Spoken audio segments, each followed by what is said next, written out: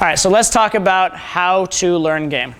The first and most important part of learning game is actually not a technical one or not a procedural one. It's leverage.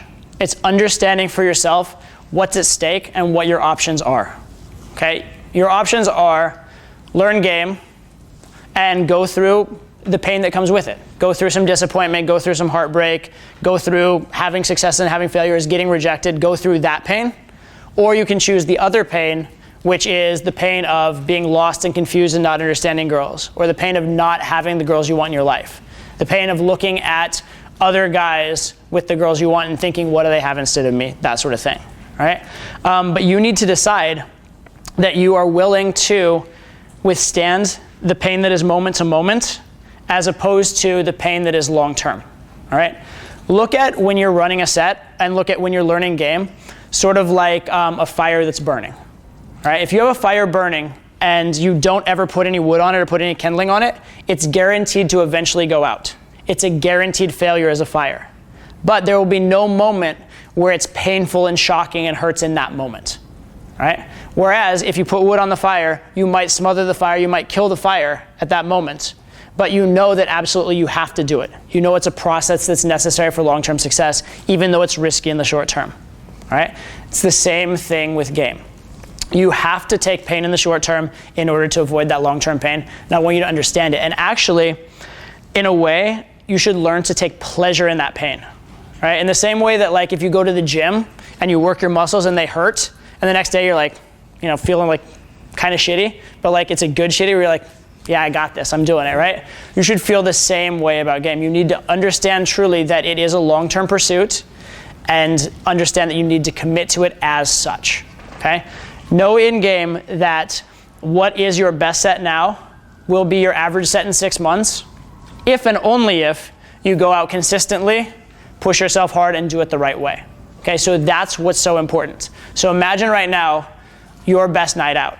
Imagine that night where like everything was coming into place, the girls loved you, you went home, you fucked that really hot girl, or you know you got the number from that girl that you thought you couldn't even approach, or whatever it was. Or maybe if you're fairly new, where you were like so nervous and you went and did that approach and you just felt better about yourself afterwards. All right, wherever you're at, imagine what that best night was for you and think you could have that every single night. But it's not gonna come easy. If it did come easy, it wouldn't be worth it. All right, that's the other thing to understand. Every single time that learning game is difficult, that's when you should be happiest. Because that is your opportunity to set yourself apart from every other guy, okay? If it was easy, everyone would do it. In fact, the things about game that are easy, most people do. Most people comb their hair. Most people shower. Most people brush their teeth, right? All the easy shit, you should do it, obviously. But it's not giving you that much of an advantage because everybody's doing it. But walking up to that 10 and doing the cold approach, that's hard. That's the thing most people don't do, and that's what can set you apart. Okay, so look for those areas that are hard rather than looking for the areas that are easy, because that's what's gonna make the difference. Understand that, embrace it, and know that that's where you're setting yourself apart. That's absolutely critical to understand. And again, understand what the choice is. Understand what's at stake. What's at stake is your happiness and success with women throughout your life. What's at stake is, are you going to have, are you gonna have sex, period, with the type of girls you want, but also, are you gonna have a choice? Are you gonna get to choose like the hot girl that like is nagging and annoying and you keep her around because you can't get anyone hotter? Or are you gonna get to choose the hot girl that's amazing and contributes to your relationship and contributes to your life and makes you happy and you can grow with her, right? Or if you have other goals such as like multiple long-term relationships, threesomes, that kind of stuff, that's what's at stake. Because if you want that kind of stuff, you really have to get good at game, all right? And know that it's possible, but know that it's not easy. And decide to do it, okay? Decide that you are in it to win. You're not in it to have short-term good emotions. You're not in it to look good. You're in it to win. Because that's the other thing. In learning game, you are going to look like an idiot sometimes. You have to understand that, right? Make the decision that winning and getting this handled is the most important thing, and what happens in the short term doesn't matter, okay? A little bit of my personal story. When I was in college, I knew nothing about game, basically. I started doing cold approach, and I sucked. And I did two things well. I opened a lot, and I tried to close a lot. That was it. I was playing to win. That's the only thing I did well. I had all kinds of wrong notions. I did everything terribly. In fact, within 2 years of college, I had approached every single hot girl on my campus. I ran out of targets on a college campus. It was a small school, but still, I ran out of targets on a college campus. And then I transferred to another school and gamed up another campus, okay? I was not good, but I made the decision. And certain girls really liked me, a few of them. But throughout my college career, there were times when I had kind of a negative reputation. I was known as like that guy at the party that like would hit on a lot of girls. Or like there were awkward moments when I'd go pick up one girl, like, this is like a good awkward moment, I suppose. You go pick up one girl for a date and her roommate answers the door and that's your date for tomorrow. That's an awkward moment, right? That's a good story. It's a fun story to tell, but it's still an awkward moment. And it doesn't lead to a lot of good emotions in that particular interaction, right? So you're not always gonna look the best when you're improving, and that's okay, right? Understand that you've probably all heard this before, but the whole like unconscious incompetence, conscious incompetence, conscious competence, and then unconscious competence model, right? You have to go through that. You have to go through that process of bringing to the surface the things you're incompetent at, right? You must go through them and you will look awkward. The first time you drove a car, it was awkward. The first time you tried to walk, you fell on your face over and over and over again. When you start picking up hot girls, you are gonna make an ass of yourself, you are gonna embarrass yourself. Understand that, embrace that, and know that it's part of the process. Know that every single person who gets good at it goes through it. You are not cut from a different cloth, but decide it's worth it. Decide in advance, you are gonna take pain. Don't think that it's gonna be rosy. Don't think it's gonna be a fairy tale, but take that on and understand it. And know that you will come out well on the other side, right? I went through that period of like getting rejected a ton in college, but now I'm in a period where, I guess over the past like 4 or 5 years, I've virtually always been dating at least 3 or more girls at any given time. I now have a girlfriend who like hunts girls with me and lets me see whoever I want. And I mean, like, you can have the abundance you want in life. You can have a great situation, but you have to work for it. It's not gonna happen by chance, okay? Next, understand what the progression in game looks like. What is the difference between someone who's beginner, intermediate, and advanced? Here's kind of how I define it. And this is a little harsh on my definition of the beginners, but deal with it, because it's not an exact model, but it's pretty good. For me, a beginner is someone that if you're doing what you're doing, you will not get laid by doing it. Okay? Intermediate means you might get laid, but it's very big numbers game, right? It's a lot of happenstance, there's a lot of chance involved in whether you get laid. But if you go to approaches, you can pretty much guarantee you will get laid, and you may even get like, you know, hot girls, good relationships, that kind of thing. Advanced to me is when you're taking real control over your situations, real control over your relationships, and not only can you have sex on a regular basis, you can have it very, very regularly with the type of girls you want, and you don't have to ever worry that it's not gonna come for a while. Like you're really in control. Another fundamental change between intermediate and advanced is that the girl starts chasing you. It's no longer this case of I'm escalating, she's resisting, I'm escalating, she's resisting, and she eventually gives in and lets me have sex with her. All of a sudden, girls start chasing you, having crushes on you, trying to get you into bed. That's the other big flip between intermediate and advanced.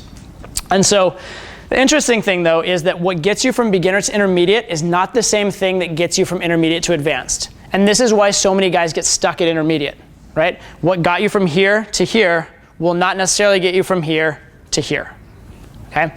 What does get you from beginner to intermediate? Typically, making moves, right? Stepping up, taking risks, taking chances. Biggest step between going from absolute beginner to like low-level intermediate is just doing the approach, right? Taking a risk, taking action, escalating, okay? Other ones are doing the set man to woman, right? Focusing in, making eye contact, squaring up, actually saying, you know what, you're kind of hot, you know, this could work, something could happen here, as opposed to just talking small talk, taking escalation. Big one is physical escalation, right? So many guys that are in that beginner level, they never escalate physically. And if you don't escalate physically, it's a pretty good bet, no matter how many sets you do, you're not getting laid. Because it's gonna be a very rare girl that will do all the physical escalation for you, okay? So if you're in that place where you just don't escalate physically, you literally are, you could do 1,000,000 sets, you're not getting laid, okay? So you need to step up, you need to start taking those risks. And when you start taking those risks, a funny thing happens. You start getting laid, but you start getting much more negative reactions as well, right? If you're a beginner and you're safe, nobody objects to that. Everybody's like, oh, he's cute. The cute, sweet guy is trying. That's so lovely. Oh, it's nice to meet you, right? That's what happens as a beginner. When you become intermediate and you start taking risks and you start escalating physically, now you are a sexual threat. Now you're a sexual threat. Now you're a little bit dangerous because the girl knows if she hangs out with you long enough, sex is going to happen, right? So now, instead of hanging out and tolerating you, she cuts you off early, right? You have to understand that. That's part of understanding and taking the pain of the process, right?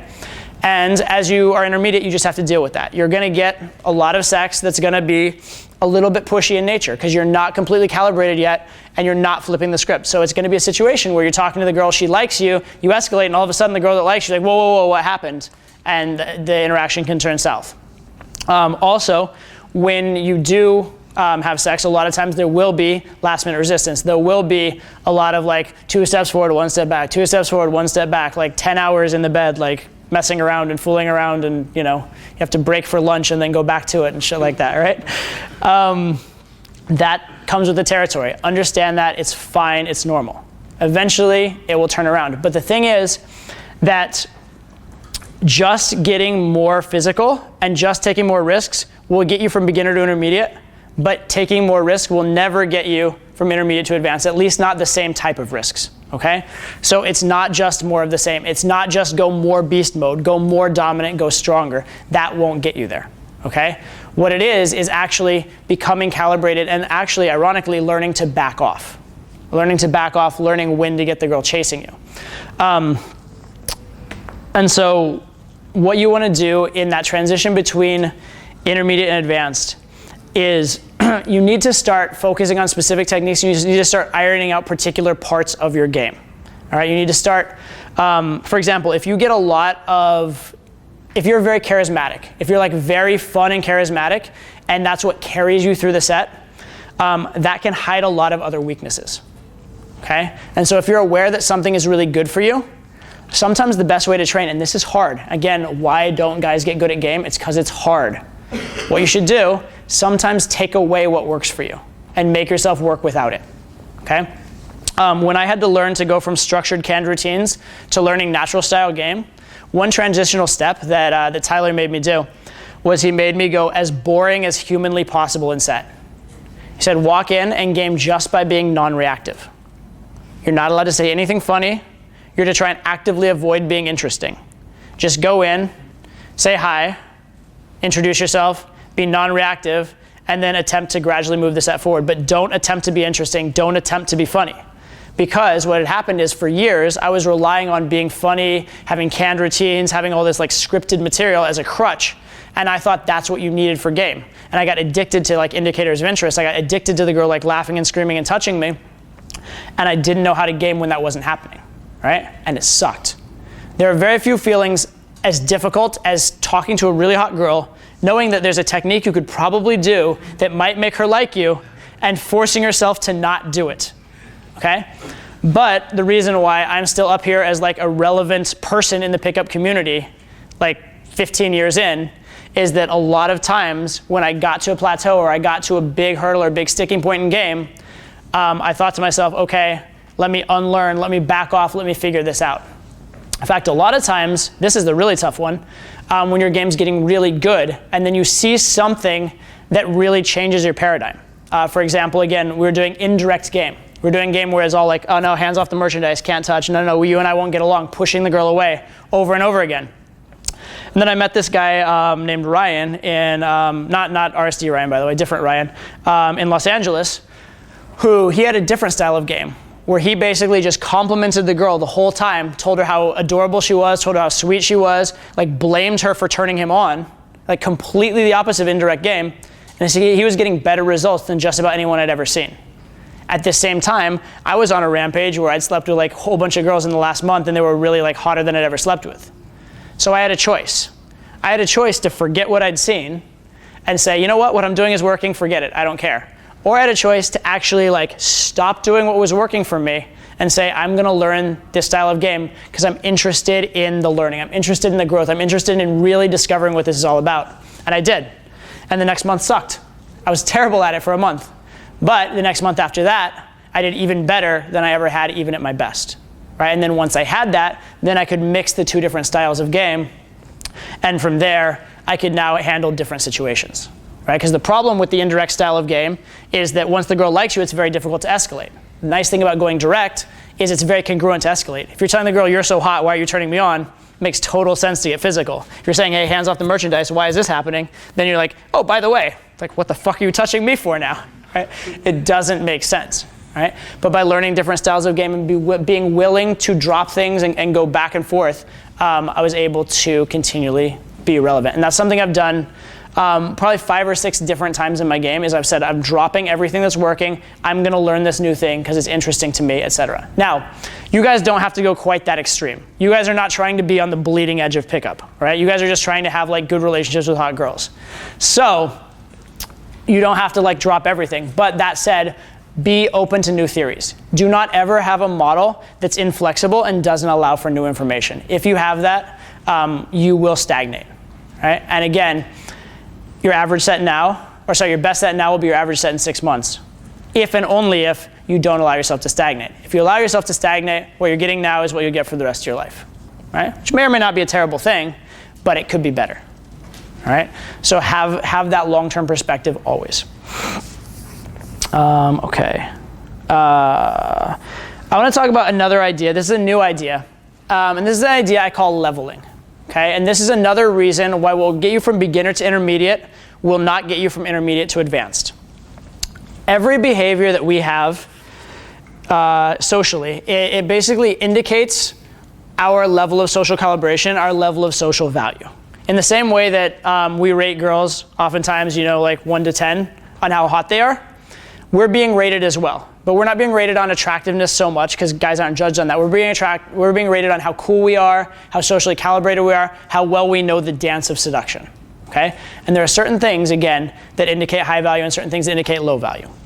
One example that I like to use is, say that a girl's walking, you run up in front of her and you go, stop, and jump in front of her, right?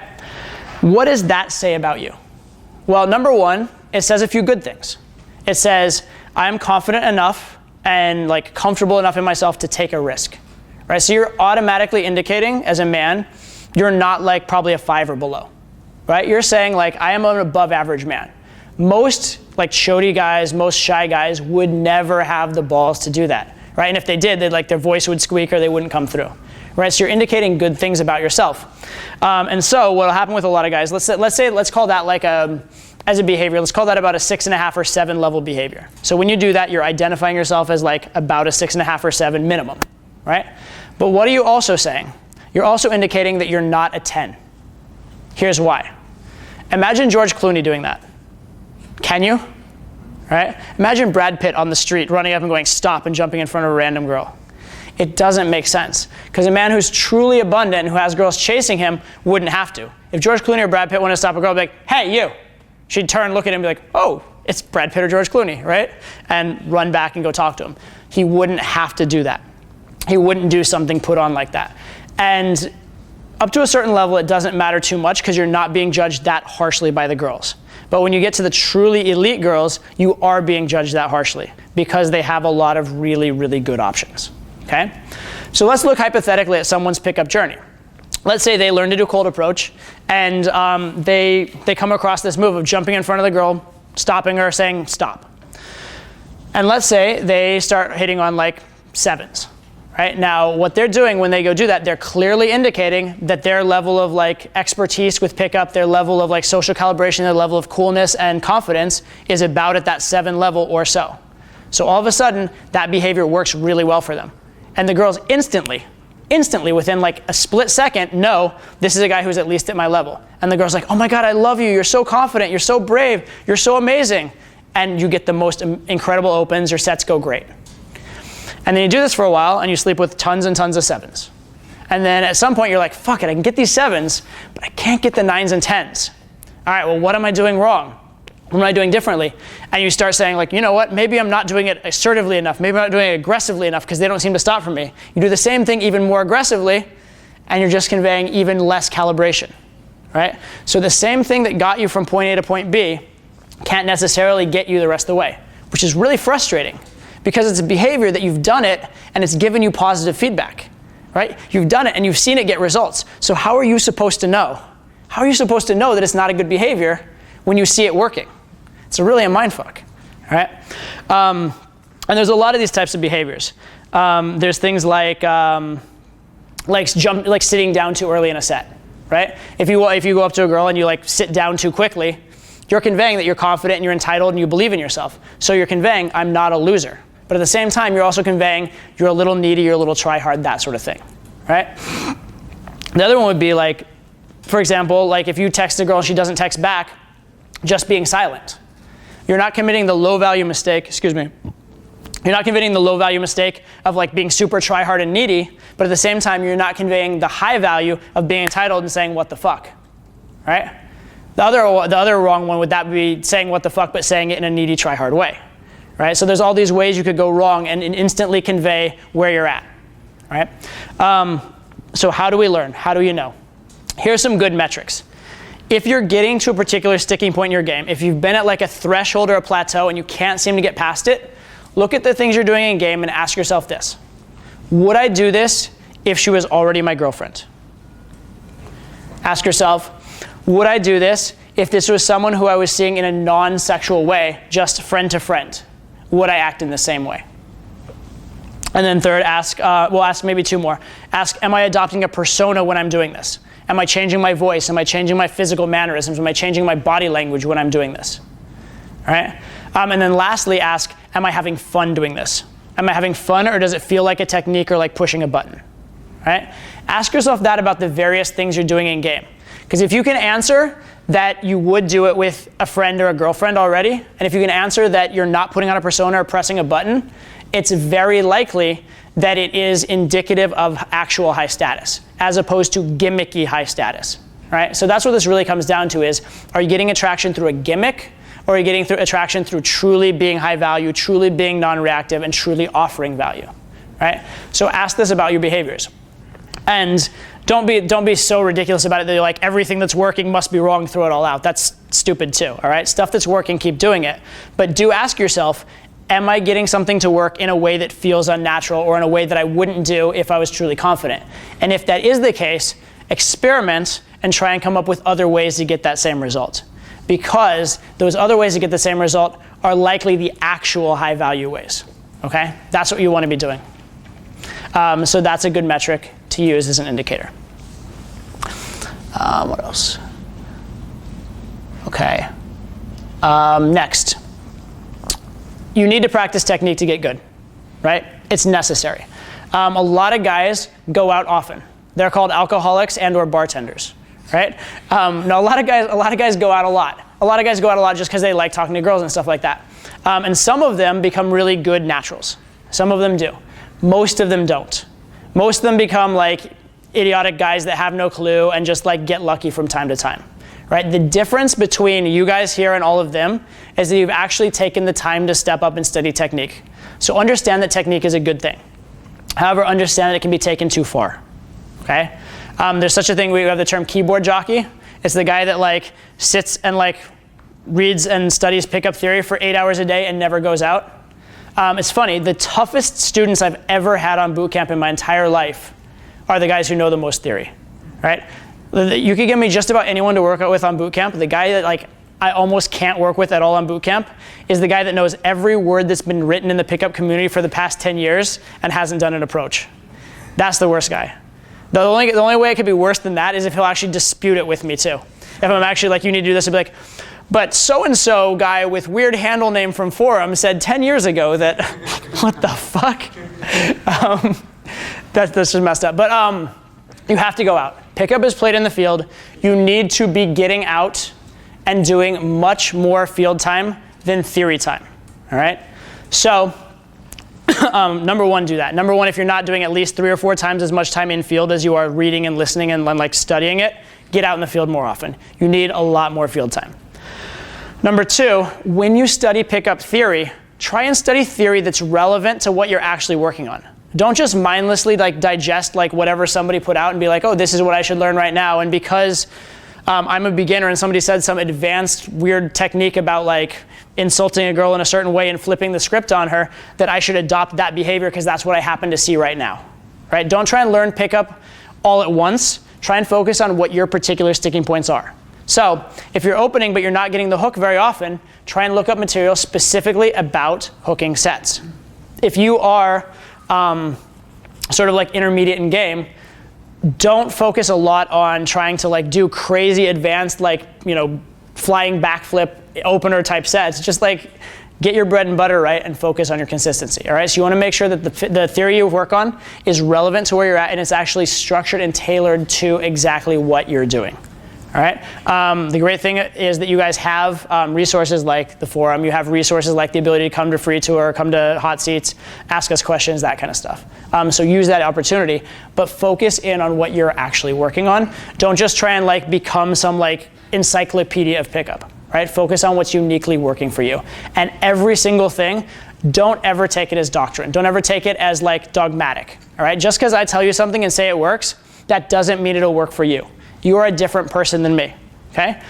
Quite likely, I'm actually like an extreme introvert, and like I have like some kind of like weird thing where I'm a little too elitist, and that hurts me in game too, because like I judge people too much.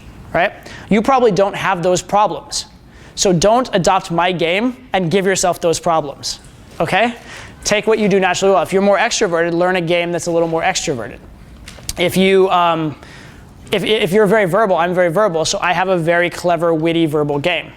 Other guys are less so. Like Ozzy is like, he's mastered his fear, he's mastered his inner game, and so he has a much more physical style of game, right? He caters to what he's best at. So don't ever also become a poor man's version of anyone else, and don't also take dogma as rhetoric, okay? It's the other thing in game. Next thing, how do you structure a night? What is the best way to structure a night to learn, and how often should you go out? There's a lot of debate on this. If you talk to a guy like Owen, he'll say go out 7 nights a week, hit it hard, have a like formulaic procedure, et cetera, et cetera. You talk to a guy like Alex, he'll say go out 3 nights a week, and only one of those nights really work on technique. One night just go have fun and pick up, and one night don't even think about girls, right? Very, very different approaches. Why do these two different approaches work for their respective proponents? Well, Owen's a guy who's very logical, very goal-driven, a little bit in his head, right? So he needs something to actively get him out and actively push himself. Also, probably if Owen were to sit around in the club just like amusing and tapping his foot like Alex, he'd be thinking like, why am I not shooting a video blog? Where's my green drink, right? Like shit like that, right? He'd be like trying to like figure shit out, and he'd be like, it'd make him think more. It'd make him more in his head. Whereas Alex, if you like put a structure on and be like, you have to do this, you have to do this, he'll be like, fuck you, I don't have to do anything. I'll do whatever the fuck I want, right? Because he's a bit more of like a rebellious character by nature, and he really does enjoy just like spending time relaxing. He is more naturally extroverted, so he enjoys the social interaction for its own sake more easily. So he doesn't need tons and tons and tons of reps. What he wants is fun reps, and reps that they're highly focused for particular times on what he's working on, all right? My suggestion for how to focus is this. Go out at least a certain amount. I would say minimum, if you want to get really good, at least 3 nights a week. Okay, at least 3 nights a week if you possibly can. You can do it in 1 or 2, but it'll take you a lot longer. 1, because you're just putting less time in the field, but 2, because you need momentum, or momentum helps. Okay, so if you go out more nights consecutively, it's 3 nights in 1 week will help you more than 1 night a week for 3 weeks will. All right, in terms of building momentum and getting somewhere new. So that's key. Secondly, you want to have a balance between technique and fun. All right? You want to go out and specifically be working on something. Whenever I go out with students, I give them drills. I say, you know what, today you're gaming without talking. Today you're going to go fail sets actively in like a fun way. Today I want you to just like work on like being extremely grounded on the opener and making excellent eye contact. I focus on these small chunk things that the student needs to work on, because they can't focus on 10 things at once and actually do it effectively. However, as soon as getting small chunk like that becomes a chore, or becomes work, or makes the game not fun, drop it. It's always more important that the game be fun and have soul than it is that you have like your technique right? Good example of this actually, also from boot camp. A lot of times we'll assign someone to go do some technique, and they'll misunderstand us as instructors, and they go do something completely wrong. But because they're having fun, They're bought in and they came from us, so they believe it'll work. They go do the wrong thing and it works like magic. Because all the soul was there, even though the technique was completely wrong, right? On the other hand, you can get a guy that's very like in his head and tell him exactly what to do. He'll go do it exactly perfect on a technical level and it will fall flat on his face, okay? So understand that what is game? Game on a fundamental level is communicating to the more like animal part of a woman's brain with the more animal part of your brain. So as soon as getting logical and getting technical is getting in the way of that, drop the logic and technique and get back to that. You do need to reincorporate the logic and technique later, but understand that the soul comes first, all right? The vibe and the energy comes before any of the logic and technique. And as soon as it's being affected negatively, drop it. Okay. 3 more things as far as how to learn game. Next one, begin with the end in mind. What is the end in game? What is victory? What is success in a set? Someone should know the answer to this. Good, sex, right? The end is sex. So if you're gaming in a way where you don't have in mind sex, you're doing something wrong, okay? If you're gaming to gain validation, you're doing something wrong. If you're opening just to get the open, if your whole idea is like, I just have to get her to talk to me by whatever means necessary, you're doing something wrong, right? If you were just trying to open, that's the only thing you're trying to do, how would you do it? You'd probably go either extremely indirect, be like the most non-threatening possible, which would probably get you an open a lot of the time, but it would never progress the set forward, right? After opening, 10 minutes in, you'd still be in the exact same situation as if you'd never talked to her, right? You'd still have to do something to get her attention as a man to woman, right? So that's one option. The other option would be to come with something like completely convoluted and bullshit that will backfire on you later, right? You could tell her that like you're in some kind of weird emergency situation and something like that, and make it like some kind of weird fiasco emergency, whatever. But at some point, there's gonna be a hole in that story, it's not gonna work, right? But if you're thinking the whole time, the end is sex, how do I A, get the open, but B, make sure that I'm actually moving towards sex in the process, then the things you're gonna do will be congruent and they won't backfire later. And you won't be this person that gets to certain plateaus where it's like, I can open, but I can't hook. I can hook, but there's no emotional connection, etc., right? Remember, it's for sex. That's another great one, is hooking the set, right? You could hook the set, you could get the girl to interact with you by screaming and insulting her, right? You could get a girl to engage with you by doing that. But think, if the goal in the end is sex, you can turn those around sometimes, but you're making that whole emotional connection in between, and you're making that whole like agreeing that it's a win for her. You're making it very hard for her to believe it's a win for her, right? I'm now fucking the guy that like called me like a slut, a whore, like insulted all my friends, and like, you know what I mean? That you're making it harder for yourself down the line. So again, begin with the end in mind and know that the end is sex, right? In fact, if you were to imagine what a perfect set should look like, you should begin backwards. Begin with sex. To me, a perfect set looks like a bad porno, okay? It looks like I walk up, I say a couple cheesy things, I was like, hey, big boy, hey, you like sex? I like sex? Okay, cool, let's go, right? That's what it should look like.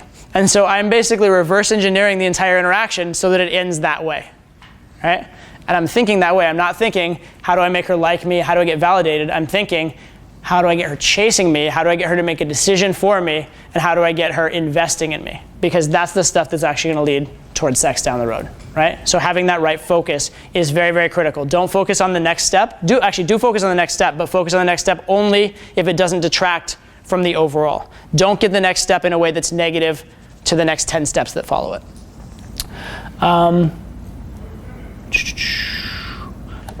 We talked about that a little bit. When you do go out, I talked about this a little bit, but not so much. You want to do what we call deliberate practice, which means focus on a specific area. Okay, so the best way to structure a night typically is one of two. Either have certain nights that are practice nights and certain nights that are fun nights, so you keep the fun. Or what I personally like to do is I like to say the first part of the night is practice, and then after that, I just go game my best. Right? And for me, gaming my best is fun. Like, I view this as like the way I'd view a sport. So like, you know, when I was playing soccer, I like playing soccer. So for me, just playing the game is the fun part. But if you never work on technique, you just go play all the time, you're never gonna get better. And winning is also fun, so because I like winning, I focus on technique, right? So what I'll do is the first half hour is technique time, and then after that is game time. And the great thing about that is that it also manages your state. Because during technique time, you're not worried about succeeding. You're like, oh, I'm working on maximum push-pull, or I'm gaming without talking. Like, I don't expect to succeed.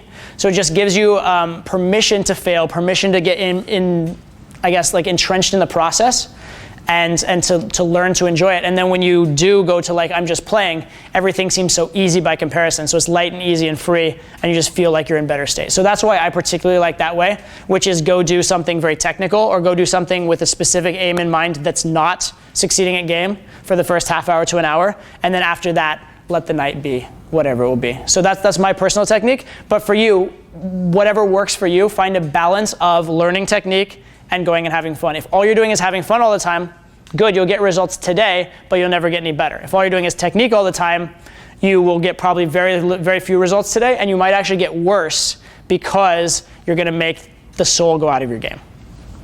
All right. Last two things. Follow up on leads. You must close in game, okay?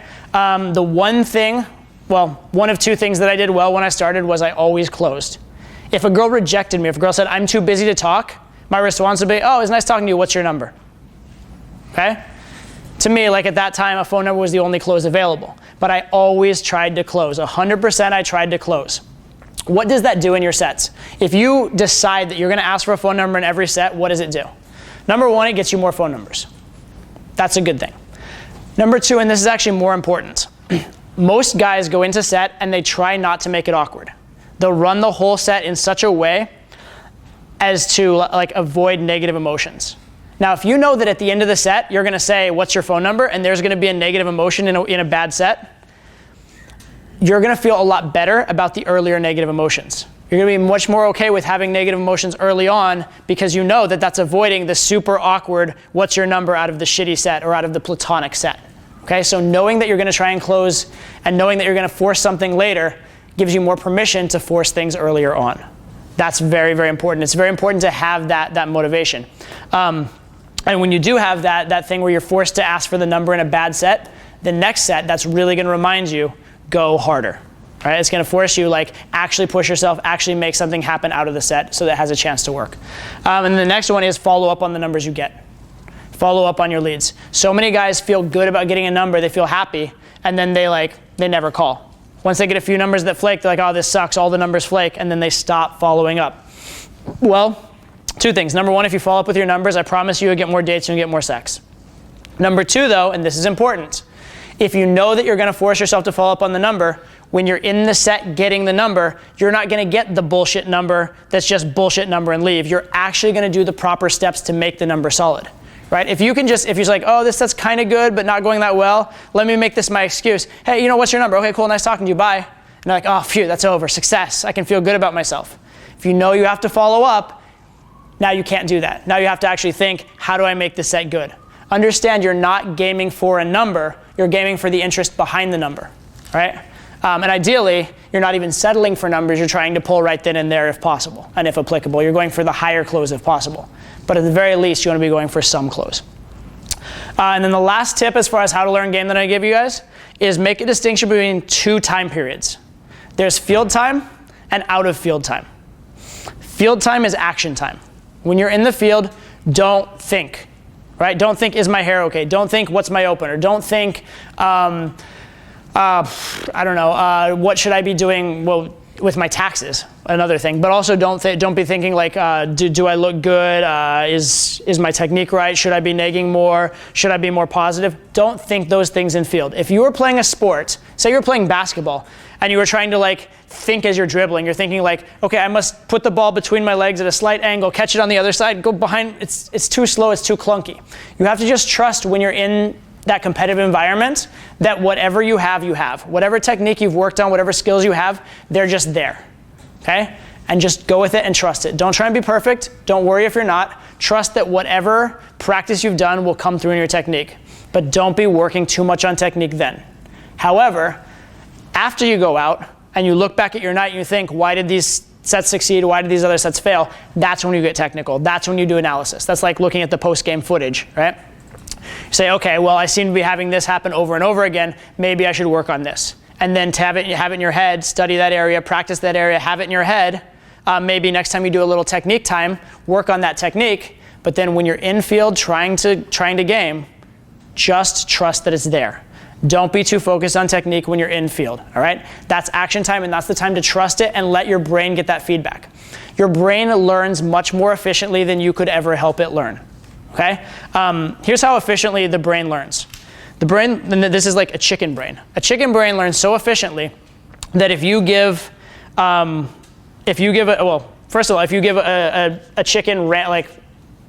chicken a reward when it pecks in the right place for like playing a complicated board game, a chicken can learn by instinct to play a fairly complicated board game perfectly. Okay? The chicken doesn't understand the board game. The chicken doesn't know what winning or losing is. It just knows it gets rewarded with food when it does certain things, and its brain, by instinct, is like intelligent enough to figure out like a game like tic-tac-toe or something like that. Okay? Your brain is much smarter than that. If you expose your brain to new stimulus, if you put your brain in new environments and just trust it to learn, when the girl responds positively to you, that's positive feedback, you'll learn from that. When the girl responds negatively to you, that's negative feedback, you'll learn from that. The whole thing is give your brain a wide variety of feedback rather than the same thing over and over again, and let it figure it out. Okay, now learning technique and having like different ideas of what to do will help you get that feedback more efficiently. But if you just kept doing enough random things and sticking with what works as you go, you would learn in the same way that a chicken learns tic-tac-toe, right? Your brain is incredibly brilliant at making order out of chaos. Just allow it that process, right? That's what you're doing in field. What you're doing in field is you're giving your brain selected chaos to work with, right? And ideally it's directed chaos where you're employing the techniques you know, but if it's not, that's okay too. And then you have your technique time to work on it. And that's what you do out of the field. That's what you do with like going online, watching videos, figuring out drills and exercises for yourself. But make a distinction between the two. Have learning time and have like going hard time, and don't try to mix them. Because if you do, you're gonna trip all over yourself, you're gonna get in your head, you're gonna interfere with a lot of things, okay? So make that distinction in your learning process. So that's it as far as like how to learn game. It's probably a lot as far as taking notes, but what I would like you to do with that is at the end of the seminar, with all the different things that you've learned, don't try and implement everything at once.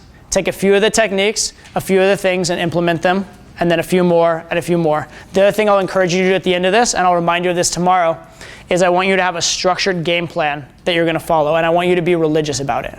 And don't make it hard. It doesn't have to be a crazy game plan. It doesn't have to be go out 7 nights a week and go do like 20 approaches a night. It just has to be something a little more than you're doing right now, and you have to stick to it. That's the biggest thing, okay? So we'll work on that a little bit more later, yeah?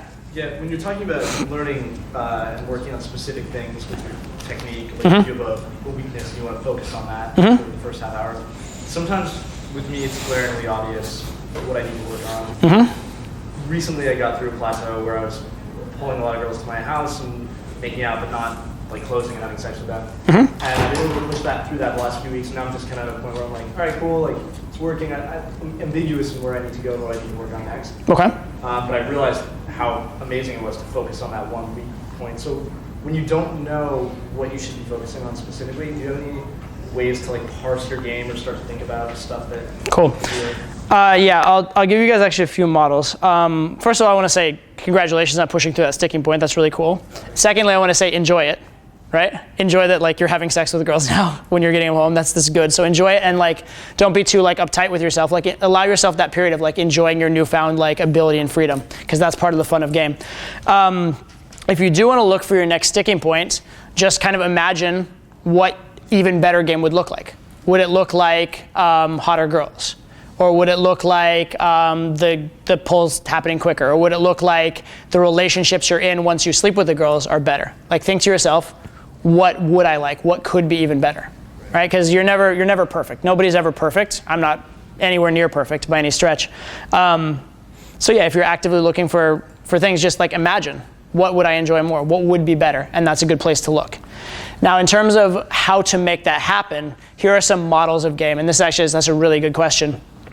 First model of game, value versus comfort, okay?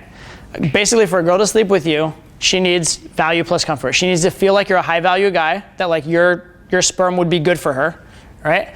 But also she needs to feel like you will take care of her, you'll look after her, you'll stick around, you'll be like not a total asshole to her, right? So value plus comfort. And the funny thing is, almost everything you do that increases your value decreases your comfort, right? Because the more that you don't need her, the less you're likely to stick around.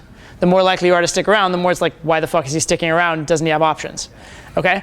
So when you do identify a sticking point, when you identify an area of your game that's not working or that could be better, try to identify whether you're losing out in that area because of lack of value or lack of comfort. And then that will give you a clear indication of which way you want to decide to go with it. Okay? So that's one. Second model of game that I use a lot of times is what I call social capital. Social capital is the idea that at any point in an interaction, there's a certain amount of things you can get away with and a certain amount of things you can't. Right? So if you walked up to a stranger and said, hey slut, bend over so I can fuck you, might not be the best opener. Some girls will respond to that, but probably not, right? But if you had a girlfriend of a year or something like that, who you have a good relationship with, and you could both like sex and have a little bit of kink to you, right? You'd be like, hey slut, bend over, I want to fuck you. You could say that to your girlfriend, right? And it might even turn her on, right? So there's a difference in where you're at in a particular relationship.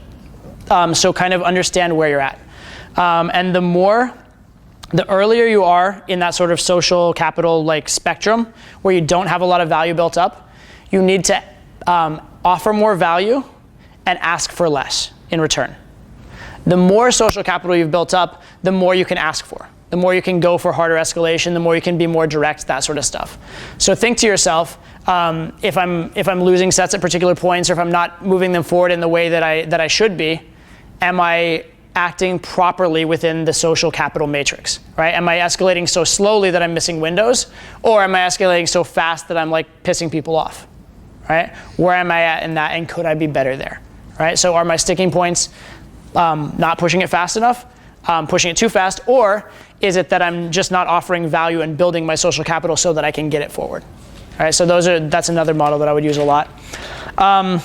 Another model that I will use a lot is the model I mentioned for telling if you're being fake in set, which is, would I do this if she was already my girlfriend? Would I do it if I was guaranteed sex with her at the end of the night?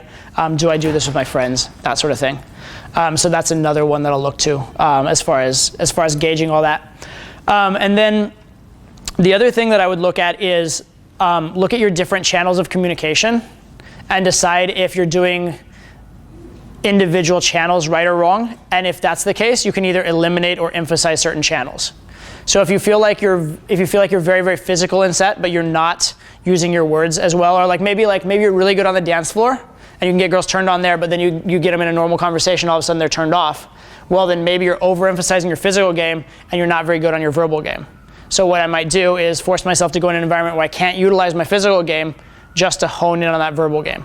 Or vice versa. If you get the girl really turned on talking to her, you take her on the dance floor and she gets turned off, maybe you're not escalating properly, maybe you're pushing your physicality in the wrong way. So look at the different channels of communication and figure that out as well. So those are other ways I'd look. Yeah? Could you elaborate a little bit on would I do this if this was my girlfriend? I didn't completely follow what you were trying to say earlier when you used that example. So for example, one example would be overly making out in a club. Right? If you go out to a nightclub with your girlfriend, do you sit there in the corner tonguing her down the entire night? Probably not, right? And so when you do that with a girl you've just met, there's an aspect to that that's a little bit try hard. It's a little bit it's low value. Exactly. It's low value because it's I'm doing this because I'm not sure it'll be there around, I'm doing it because I'm not sure it'll be around later. Whereas if you knew absolutely you're going to have sex with her later in the night, you wouldn't be I have to do this right now. You'd enjoy the night in other ways, and then when that time is appropriate for that, you'd do that thing. Right? Now, if that's the type of relationship you have with your girlfriend, that you'd like to go out to clubs and make out, then in that case, if that's legitimately fun for you and that's the relationship you want, go do that with a new girl. I assume the flip side of that would be I'm not going to be afraid to touch my girlfriend. Exactly. I'm going to be Exactly. You wouldn't be hesitant. You'd still have that entitlement. Exactly. So it's fake to not do these things, or it comes off as fake if you're going too far in your relationship. Is that Exactly. Exactly. If you're not doing what you genuinely would like to do to enjoy the interaction as opposed to get an outcome, then you're button pushing and outcome dependent and fake and that kind of stuff. Exactly. Okay. That's a really good question, by the way. Thank you. Thanks. Yeah. One other thing I'll add on that is, as long as we're on that topic, is there's 4 modes of escalation. This is also just good general stuff to understand for hot seat. 4 ways you can escalate. First is physically. Everybody understands that one, I think. Next is logistically, getting the girl closer to your place or a place where sex can happen. Next is verbally in terms of content, like sexualizing the conversation, talking about, instead of random topics, talking about sexual type of topics. And the last is verbally me and you, meaning going from talking about yourself to talking about her to talking about the idea of we as in you and her together, right? The idea of like little mini role plays, or we could do this thing together. The idea of like, you're my new girlfriend for the next 5 minutes, that kind of thing. So that's an escalation as well. So one other thing that I'd look at in diagnosing game is I'd say, like, on those 4 levels of escalation, are they in balance? Right? Am I getting super physical without having any verbal escalation? Or am I like talking about like all these sexual things and like never actually touching the girl? Right? So where am I at in all those? Are they kind of in sync? Because if you go way too far with one and you're out of sync with the others, it gets nervous and awkward. Yeah. Okay? So that's another one that I would use to try and identify sticking points. It's not chronological. Cool. It should happen all at the same time. What's that? It's not chronological.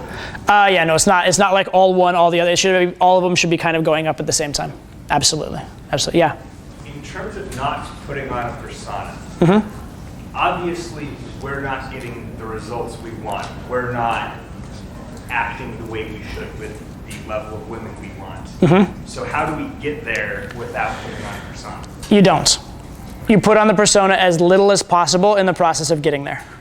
But yeah, it is an interesting balance between being uniquely who you are and like you are enough, and then also fake it till you make it.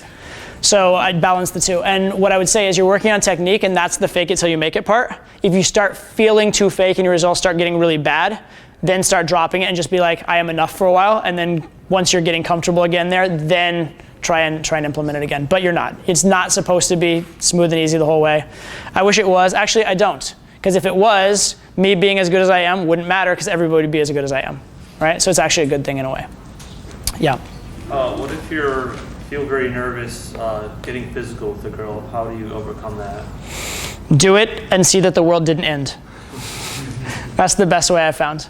Right? Just like man up, take that deep breath and do it. Do it lightly at first though. Like if you're nervous about getting physical with a girl, don't try and like give her a bear hug, or don't try and like kiss her out of the blue. Do something light and easy. Like one that I really like is like I'll reach over and like tap the bottom of a girl's hand just lightly and see how she reacts to it. If she goes like pulls her hand away, that means she's probably not that cool with being touched. If she like responds like coming into it or doesn't respond negatively, then maybe I'll take her hand, maybe I'll interlock fingers, that kind of stuff. So I start with something very light and innocuous, where if she rejected it, it's almost like it happened by accident. Right?